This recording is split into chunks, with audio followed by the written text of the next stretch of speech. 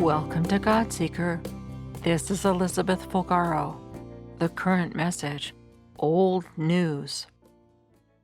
My husband is interested in defunct sports leagues, those organizations with teams which were and now are no longer. Sometimes the teams only existed for the breath of a season. Other times they were around for a while, but their time has passed. He has also written several books around this topic. Some years ago, I was helping him do research for one such project. There had been a professional bowling league called the National Bowling League, or NBL, which was developing around the time of the PBA. But instead of individual-to-individual competition, this bowling league modeled itself on the structure of other major sports. Professional bowlers were drafted onto teams nationwide in 10 different cities. They had matching uniforms and matching gear emblazoned with the team colors and logos, and traveled together to compete in especially built bowling stadiums. An innovative scoring method was developed to accommodate the novel team play model. It was the onset of the 1960s. The league lasted 1 year, with very few of the 10 teams even surviving financially until the end of that season. In order to capture the history of this long-forgotten league, my husband needed to access all of the news articles in all 10 cities from the birth of the idea for this league until its demise. But this was the pre-internet era, so we ordered microfiche from the main libraries in the team's cities, and then pursued the tedious work of going through every issue of every newspaper for about 3 years in pursuit of every article in all 10 of the cities. As you can imagine, in looking for articles relevant to our research, we also saw a lot of other headlines. Just think how many thousands of articles I had to scan looking for the articles I needed. The articles in the National Bowling League were not always on the sports pages. This meant all the pages from each day's issue had to be scanned in order not to miss any news about these teams. Hours and hours and hours of scanning. With every perusal, I was glancing through articles on the most pressing issues of the day. These newspapers were covering all the issues people were worried about, or that the editors thought their readers should be worried about. Everything the newspapers believed the people ought to know. Consider how many headlines come across today. Some of them have good advice for your now. And then there are others, which are not about what have been, but based on a variety of experts of what might yet come. At the least, these invite you to become concerned. At the most, they might tempt you to be anxious or panic. There are also stories of those people who are prominent and considered important. We call them celebrities.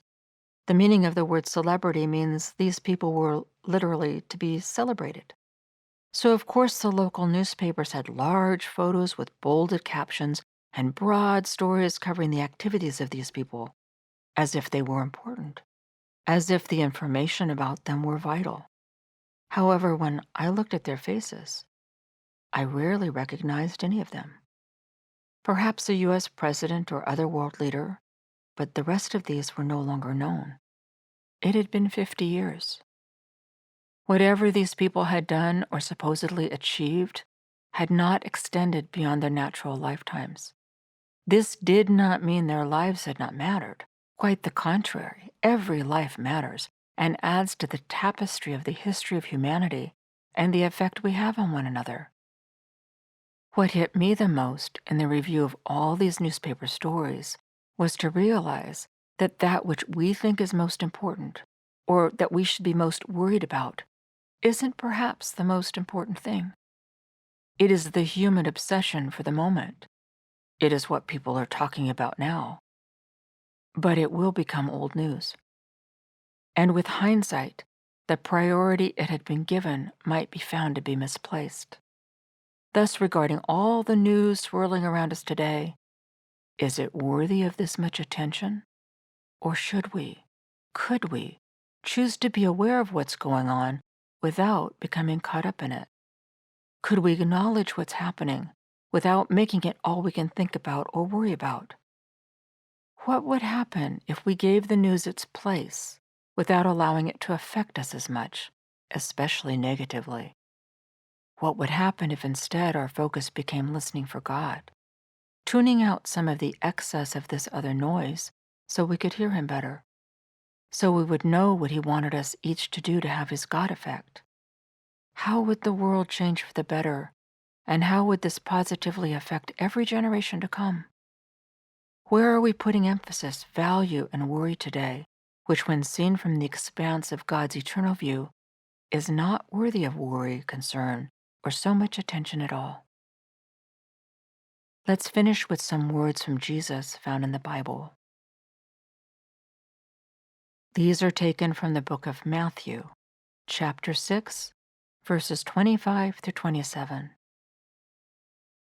Therefore, I tell you, stop being perpetually uneasy, anxious, and worried about your life, what you shall eat, or what you shall drink, or about your body, what you shall put on. Is not life greater in quality than food, and the body far above and more excellent than clothing? Look at the birds of the air. They neither sow nor reap nor gather into barns, and yet your heavenly Father keeps feeding them. Are you not worth much more than they? And who of you, by worrying and being anxious, can add 1 unit of measure to his stature or to the span of his life? Listen to the song, We Lay It Down, from the Ascend and Worship album. You can find the song We Lay It Down on my YouTube channel, various streaming services, and always on CD. Thank you for listening. God Seeker Messages are sponsored by Eagle's Nest Foundation.